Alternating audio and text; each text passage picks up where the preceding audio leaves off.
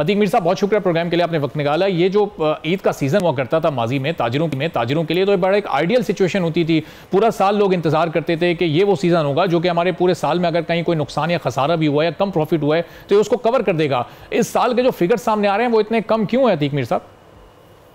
दुकानदार, खुसूसन वो लोग जो ईद के हवाले से सामान फरोख्त करते हैं, उनके लिए ये जो रमजान मुबारक यानी कि ईद सेल का सीजन है, ये बिल्कुल ऐसे ही जैसे एक किसान मौसम बहार का इंतजार करता है और उसका अपनी खेती की हरियाली के लिए और उसकी बेहतरी के लिए। लेकिन ये मौसम बहार में कोई बाग उजड़ जाए, ये बड़े दुख की कहानी है।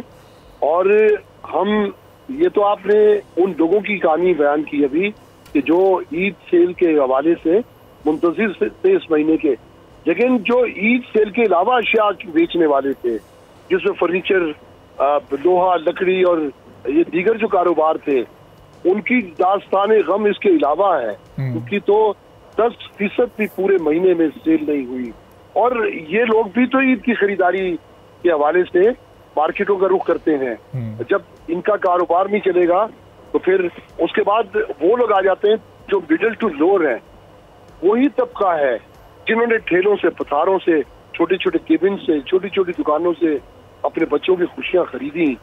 मैं 75-70 साल की पाकिस्तान की तारीख में इतना ज्यादा मैंने मलूल नहीं देखा लोगों को, इतना ज्यादा परेशान नहीं देखा आवाम को, इतना ज्यादा मैंने ताजरों को बदहवास नहीं देखा।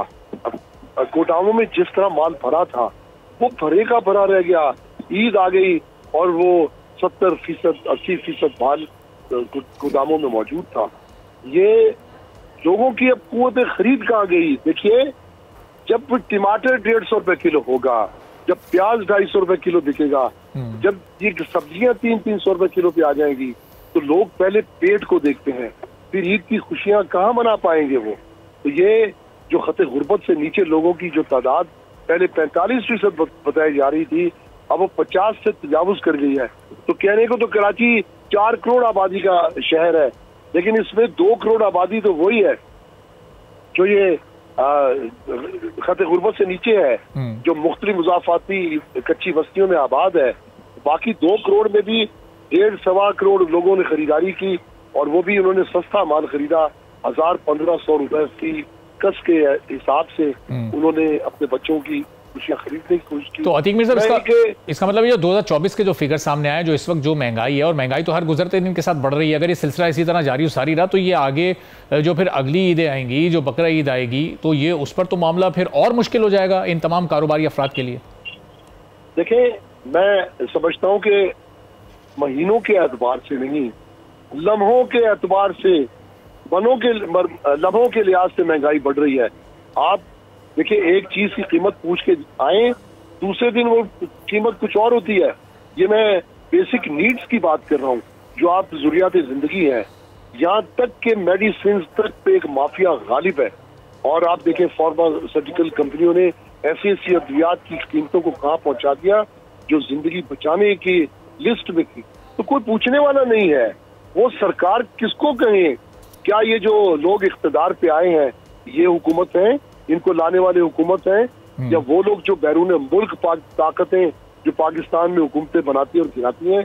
क्या हम उनसे फरियाद करें? किससे कहें? एक तो ये समझ में नहीं आता कि हम फरियाद किससे करें। कभी कभी एक वक्त हम चीफ जस्टिस ऑफ पाकिस्तान को पुकारते थे, आर्मी चीफ को पुकारते थे कि इन सियासतदानों से, उन हुक्मरानों से हमारी जान छुड़ाएं, ये हमारा फला मसला है, हमारी फला ये सूरत हाल है।